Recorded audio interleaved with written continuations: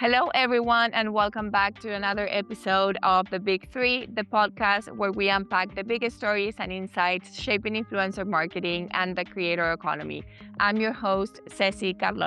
Joining me today is Matthew Lacey, managing partner at Waypoint Partners, an M&A advisory firm focused on creative industry, working with businesses across the globe. Matthew has spent over 15 years advising on deals across marketing, content, and creative businesses, completing 40 transactions worth almost $2 billion in deal value. He started his career doing deals in the traditional TV and entertainment world and has had a front row seat as the digital creator economy emerged and began colliding with it. We wanted to talk to Matt because real money is flowing, is moving into the creator economy, deals are being made, and as someone who has advised on some of those deals directly, he's uniquely positioned to help us understand what they actually signal about where brand, entertainment, and talent are heading. Matt, welcome to the Big Three. Nice to have you here. Yeah, well, thank you for having me. I'm looking forward to. I'm usually sat your side of the I know. podcast interviewing, so I'm excited to be sat the other side and answering some of your questions. Yes, it's a very exciting and timely conversation, I think. So if you are ready, I would like to kick things off. Yeah, let's jump straight in. Okay, perfect. Going back to something that I mentioned, Matthew, on the intersection, again, you've been advising on deals in creative industries for over 15 years now, starting in traditional TV and moving into digital. Tell us, what does your role look like today at Waypoint, and what are you most focused on right now? Yeah, absolutely. So we traditionally help entrepreneurs and leaders across the creative industries exploring what their options are. Generally, we're finding they're running innovative, disruptive, high growth businesses across the sort of intersection of creative industries and navigating a bunch of things the M&A could be one of the things that unlocks it. So we spend a lot of time with leaders in the space thinking about their strategy, how partnerships, whether that's investment from professional investors or others, can help them get there, or maybe that's deals with other strategic parties. Yeah. On the other side, we do help some buyers in the space think about how they navigate and pull deals together that sort of align to the shape of what they're trying to achieve. And the same with investors, we help them think about their investments in this space. Yeah. Matthew, I want to go back to something that you mentioned. I think it was on a previous conversation that we had. You've said that you were watching the creator economy emerge from the traditional entertainment world, and you were sort of waiting for these worlds to collide. Tell us, when did you first start seeing the signals that it was actually happening? Yeah, it's a great question. You've made me sound slightly smarter than I actually am, because if I tell the full story and give the full picture, back when I was doing TV deals, and it was 2012, 2011 that I'm thinking back to, and I was seeing, big entertainment groups and the evolution of what then was sort of YouTube spin-offs. It was the early Wow. days of what I'd see of as now being sort of classified as the creator economy. And as that was happening, you had the sort of perhaps more old school branded entertainment where brands would put sort of product placement in things, and they'd be funding some of these sort of spin out shows. So it was nice to see it from that angle. So yeah, you're right. At that point, I thought surely there must be a combination of the sort of brand world as this entertainment thing becomes more and more digitally focused. And I kept waiting and waiting, waiting, and then years later it started happening. So I'd like to think that I was ahead of the curve, but maybe I thought I'd just got it wrong for a Absolutely. while. But Yeah. yeah, look, I think there has been a convergence. I think the creator economy has been at the center of the most recent evolution of that, and it's hard to say whether it's sort of convergence or. I think ultimately what everyone's battling for in this modern day it's an entertainment ground, right? It's consumers Yeah. want entertainment, whether that's coming from brands, traditional studios, talent, whether that's the sort of traditional talent or what's now, creators, influencers. So Yeah. I think that sort of center point and that center of gravity is sort of pulling from all angles, and I think we're seeing a really exciting time. Yeah. Matthew, you describe what's happening as a collision or convergence between these three worlds, the brand side, the entertainment, talent, with the creator economy sitting right at the center of it. But what does that collision or convergence actually look like from where you sit? I mean, how are you seeing this show up in the deals that are being done, and where does it tend to break, when these worlds actually try to work together? Completely different languages, by the way. Yeah, I think that's right. I mean, you can look at lots of things that have happened between the sort of 2010 and now. I think if you take some more recent examples, and I'll try not just to use deals that we've seen like in the most recent periods, like 12 months, but step back a bit and see what's been happening in the background. Some of the things that aren't talked as much about in maybe the sort of marketing press, if Yeah. you like. So there's things like what one of the world, well, I think now the world's largest independent TV producer of Banijay, that's an entertainment powerhouse that's been invested in the Independent since I think 2023. And the Independence is a big sort of luxury focused brand experience business. So these things have been happening in the background, and it's perhaps not been picked up as much as it should have. Exactly. Is it a one-off? But I think there's lots of deals going on. After Party Studios was a great example of another deal, and I know that you want to chat about that in this conversation. But there's lots of things going on. Again, you look at Common Interest as another group that's sort of purpose built around this convergence of the various economies. Yeah. And you even look at something very specific, but Whalar is another great example of something that's born out of Absolutely. exactly this. So there's loads of examples of it happening, and I think we're in that sort of snowball effect now because it's now being allowed to come together, if you like. Your piece around what stops it happening or where does it go wrong doesn't really go wrong. I think it's just those worlds have sort of sat very separately, and there's been very few, as Yeah. you said, that speak the language that works in all. And I think that you can see it in some ways in the press. So the entertainment press has its own, the entertainment industry has its own press that cover, marketing has its own press that cover that, and you can see it because there has been lots of stuff happening, but it takes a while for things to come together, right? When you're thinking about what's funding something, is it coming from a brand, or is it now a collaboration between a studio and a brand, or is it a collaboration between creators and a studio or a brand? So there's lots of things happening in the background that sort of add to that dynamic. So yeah, it is a convergence. I don't think anything's stopping it. I think it's just a bit of a snowball that's slowly been taking Yeah, place. yeah.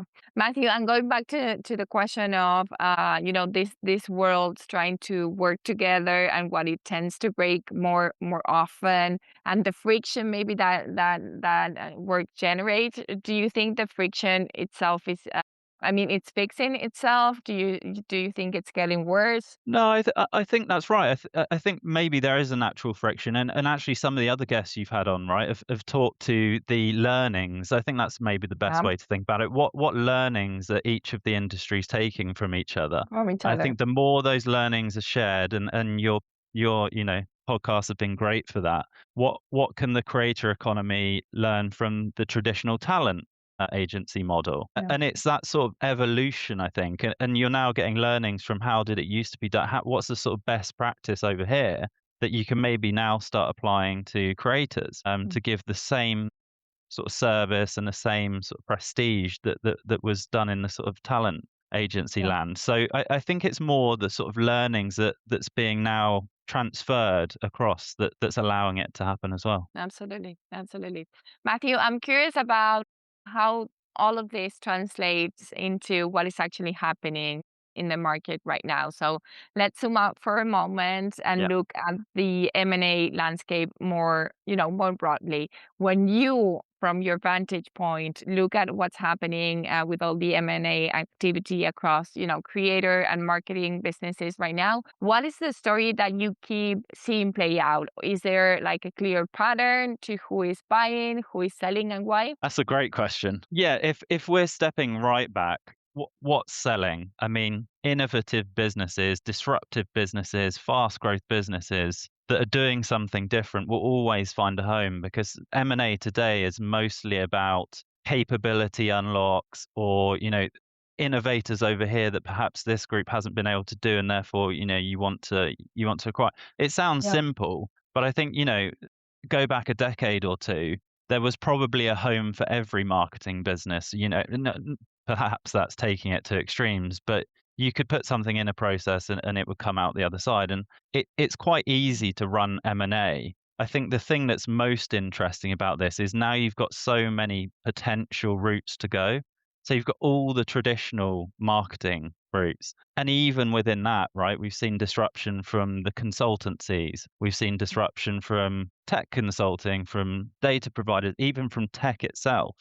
Then you've had all the sort of disruption from private equity backed groups are coming together, and consolidators, and new ideas being funded by investors. So there's a really interesting home for creator economy businesses just within the marketing services sector itself.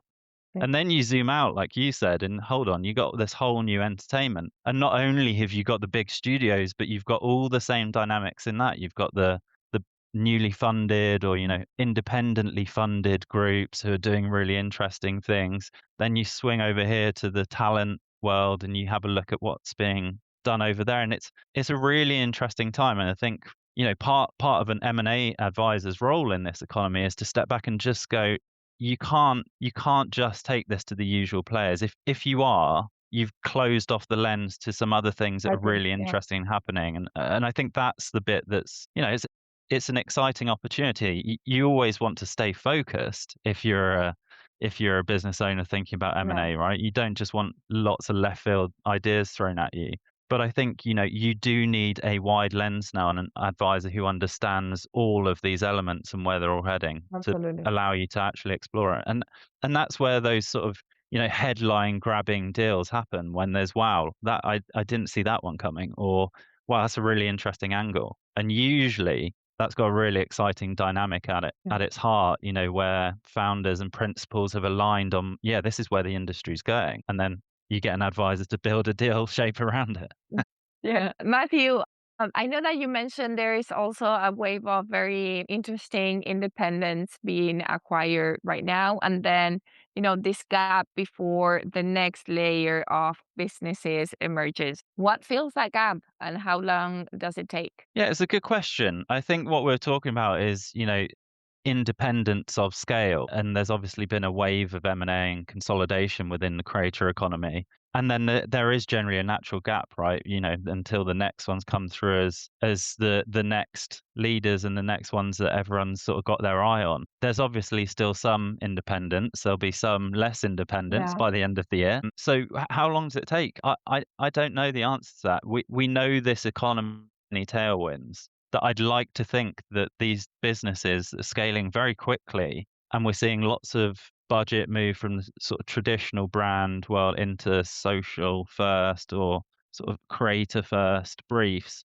So I think you've got the industry tailwinds with you to accelerate quite quickly here. The question is, what are those businesses that can grab that and grasp it and take it, to be performing faster than the economy itself. So yeah, again, look at some of the likes of Waylight, 10 years in, huge business, and really flying. So, it doesn't take huge amounts of time for the right people who understand the opportunity to pull it together. Yeah. And Matthew, a quick, maybe challenging question. If you if you had to I love summarize, those. Yeah. yeah, if you had to summarize what is driving this wave in one sentence, what would it be? One word. Wow. One sentence. I Yeah, give you that. yeah, yeah. I think it is tailwinds and innovation. I think, that Okay, I that like that answer. yeah, I mean, it's a really boring one, right? But it's a fight for attention out there. And that drives those tailwinds. It's where everyone's piling in because they want the attention. They want to be the next entertainer. Brands want to be entertainers these days. And that's driving a lot of this. I think, kind of going back to your question earlier as well, like how long does it take for the next ones to come through? think it also depends what you're expecting that to look like. I think there'll be purpose-built things Mm. coming out, and, we would expect to see those in the next 12 months where, again, take a common interest. Someone's got an idea, and they've got investment behind them to pull it off. These things can come together very quickly when you Yeah, get the right collection of people and you've got the funding to do something absolutely. interesting.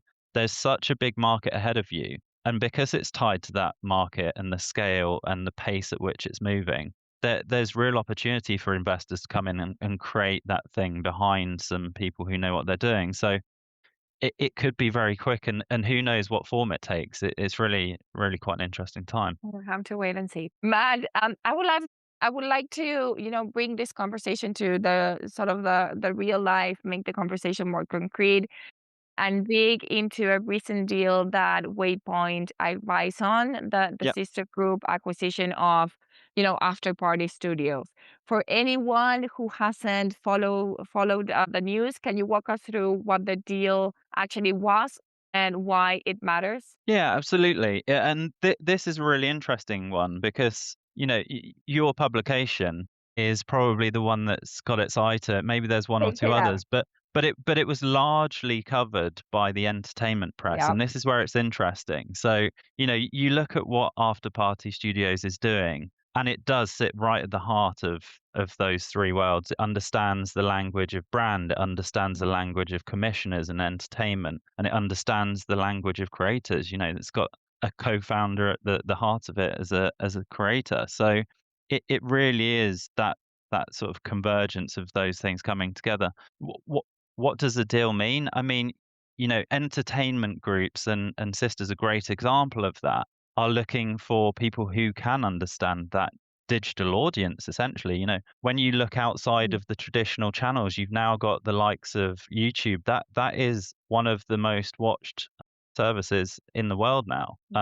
So, you've got a big gap from a lot of the entertainment groups of a huge portion of their audience now consuming different styles of content on different formats. So, having someone that can understand how to create formats with creators, with brands for a sort of digital first audience. And again, the reason it's interesting, right, is because when you look at some of the things that they're trying to do, they're trying to create the most sort of engaging, culturally relevant content, adds IP that the internet wants to watch and share. Now, the latter part sounds a lot more like the sort of marketing, the first part more entertainment. So it's yeah, I mean, it really sits at the heart of the conversation we're having. Yeah.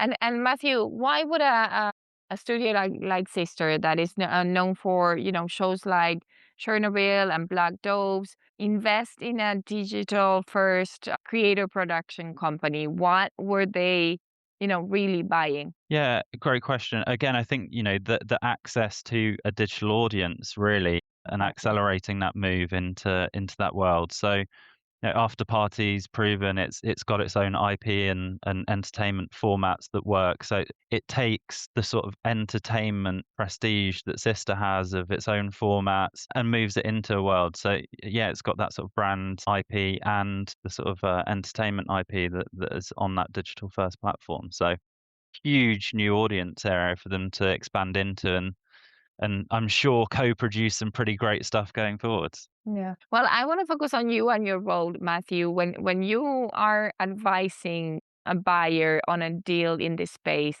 what do you find yourself having to explain most often about what they are actually acquiring? What tends, to surprise them the most? Well, that's a great one. What do we come across? Look, I think probably what's at the heart of your question, or at least I'm going to spin it this way, Okay. when you're in a part of a market that's sort of at the forefront, right, where there's handfuls of people doing this, there's leaders in it, and there's a convergence of things Yeah. coming together. People aren't quite sure what the winners look like yet. No, if you ask me, and maybe you ask me later on, like what does the future holdco look like from a marketing, or what does the future winner of someone who operates in this convergence of the three big industries look like? I don't think anyone can answer that. We can make stabs at it, right? But we'll all have a Yeah. slightly different view, and certainly from the lens of each of those component sectors. So I think one of the things that it is probably more challenging for an advisor is because they are slightly different languages. You have to be able to Yeah. translate into each of them, and some people will get that better than others. There will be people that these types of deals just won't be for yet because they haven't grasped what their view on this convergence is. So they're not sure where their place is or the future of where their place is heading. So there's a bit of that you need to be able to sort of distill. And I think, that goes to that point around it's not just about chucking something in a process and it will come out the other side. Yeah, you can get a deal done. But what's that North Star that everyone's shooting for? I think that finding that vision and co-creating something and then wrapping the deal around it is part of a key part of our role. It's the principals who ultimately share the view. We have to understand it and be able to put that forward to people to get those conversations going. But it really is about finding that alignment around strategy and vision and where they think the Absolutely. market's going, so that Yeah. you can build something around it. And I would say that is probably the biggest part of, well, one of the biggest parts of our role. The other bits, Yeah. Yeah. bankers can Um, do their sort of deal structuring around it, but yeah, that's I think the important bit. okay. I want to go back to After Party Studios for a minute. I know they Yeah. have positioned themselves as the connective tissue between the three worlds that we've been talking about in the episode, creator brands, commissioners, studios. Do you think that's a kind of the kind of businesses that genuinely that it's rare right now, or are we really starting to see more of them emerging? I think they are rare. I mean, I have a bias Okay. naturally having having advised them and seen what they're doing. Look, I think, a business like that is flying and they're flying for a reason, which shows you that there is demand for that kind of thing. To your point, is it entirely unique? Well, then I think you have to step back and look at the other parts of the market. So, I mentioned the Banagers of the world. That's a huge entertainment business. It's got a minority stake and it understand it's currently exploring turning that into a majority in the independents, which again is, I think it's around 1,200 person marketing business. So, there are flavors of it. You can look at some of the disruption in the talent market. Many talent businesses have had brand and marketing divisions and bought bits of exciting businesses over the years. So you Yeah. can look at it in each of the pockets. I don't think it's like entirely sort of a market of one, if you like. But certainly there's lots of people taking a slightly different stance on it. But I think we will continue to see more and more evolve into that shape. Yes. Matthew, I wanna again go back to something that you mentioned in a previous conversation we had. You said that you push on the question of who actually leads the charge on this convergence and how. So when you look at who is best positioned to win in this next phase, do you think it's the traditional marketing and brand world, the studios, the talent agencies, or maybe someone else entirely? Yeah, it's a really good question. Look, I think who's probably got the slight edge at the moment, because you're going to push me to pick a horse. So I'm going to go. I'm going to go. If it were to come from a single industry, I'd say there's a good chance it comes from the brand world. Okay. Because brands are experimenting, and I think the closest tie together at the moment with creators themselves. So you're seeing lots of creators launch brands, right? And that's where they're starting. They're then launching other IP off the back of it, which is sort of entertainment stuff. But I think maybe because they've got that slight edge on being close to creators, they're seeing what's happening. They can build some of the stuff around it. They can help them launch IP. That would be my gut feel. But I would also say, maybe it needs to be like bespokely built by either Okay. pulling together a handful of smaller disruptors from each of the industries, or again a sort of common interest style thing where it's an idea backed by investors. And I think we will see some more of those come to fruition over the next 12 months. Okay, you in that previous conversation, I think you also pointed out that even the biggest creator native agencies are still small compared to UPP or Publicis. What does that gap tell us about how much runway is still left? Yeah, I mean, I think people always ask us the question as deal makers, and I'm sure our peers as well. How developed is this part of the market? Because we've seen lots of deals. There's been some crazy multiples thrown around. Like, is it peaking? And we're probably the wrong people to ask because we're one step removed from the brands themselves. But all you've got to do is look at the activity in the market, the evolution, the money that's being thrown at original IP by creators and talent themselves. I think it's got a long way to go yet. And as you say, if you look at global ad spend and then have a look at what proportion the creator economy makes. Mm. And again, ad spend's only one part of it, right? Because you've got the entertainment piece as well. So Absolutely. yeah, I really think it's in its infancy, and even hearing some of your other podcast guests coming at it from a different angle, you kind of get the same impression. It's got a long way to go. So yeah, I think we're looking forward to seeing how it evolves. I couldn't necessarily guess exactly how, but I think it's got a huge amount of growth to go. Yeah. And I've spoken to people who are close on the coalface to brands, and there's still a long way for brands to go to get comfortable in this space. It's not for every brand, It's and not. experimentation across this sort of For sure. convergence certainly isn't for every brand.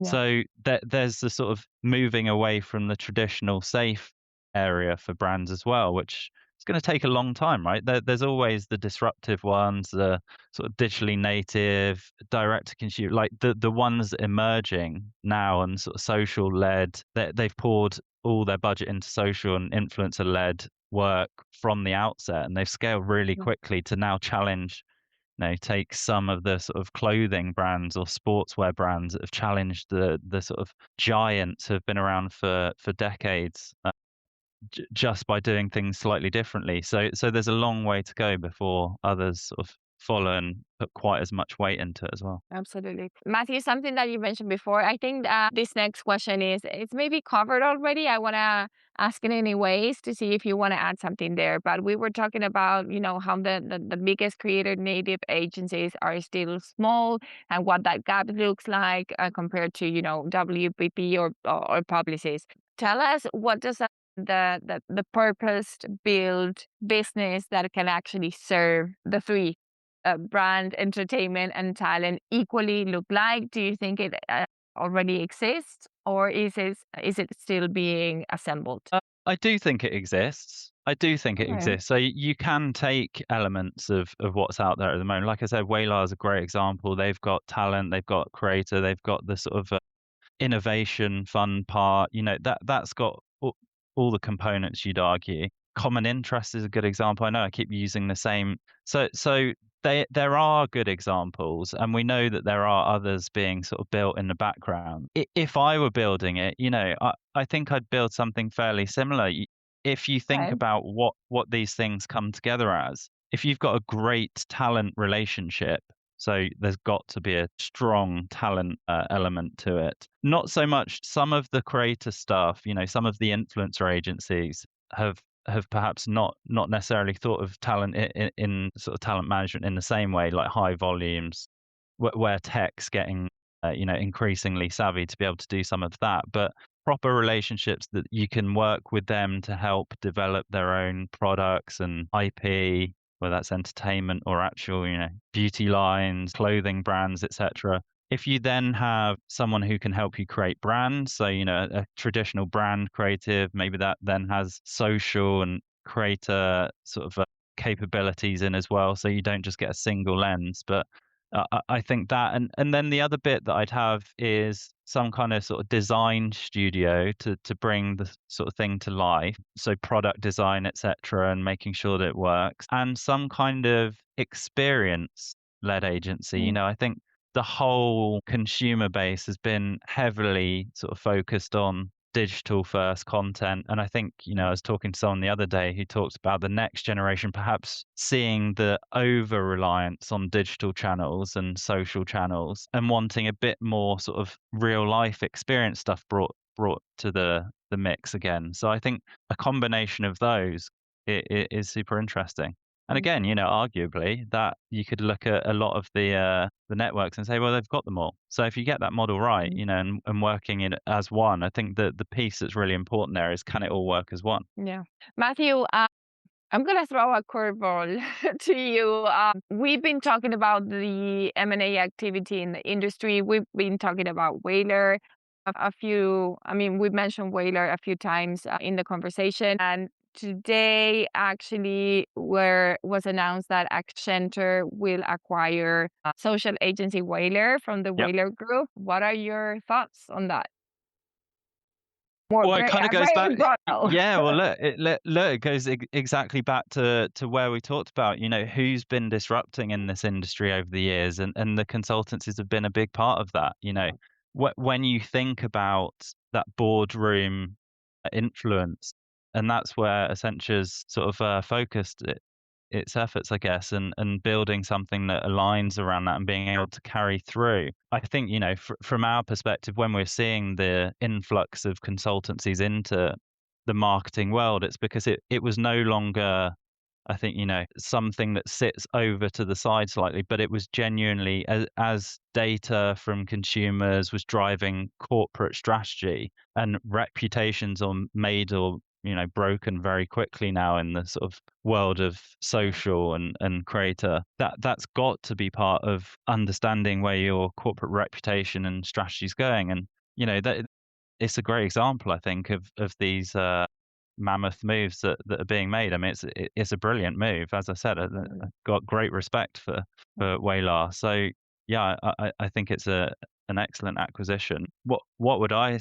what might we see as another interesting play in the industry as well, when you look at the world of corporate reputation. So some of the giants in that, what's their response to where brands can be made or broken in the social space? At the moment, I don't necessarily know if there's anything sort of bespokely made in the sort of social and influence world that would naturally sit in the home of a corporate reputation business, the likes of a sort of FGS, heavyweights, again, board access, talking about some of the most important moments of a corporate or indeed sort of C-suite individuals themselves. So there's lots of potential for where this thing can go, and that's a great example of someone who already operates in that space and has been able to sort of slightly balance that corporate feel with what especially in this instance, is going to be a very disruptive,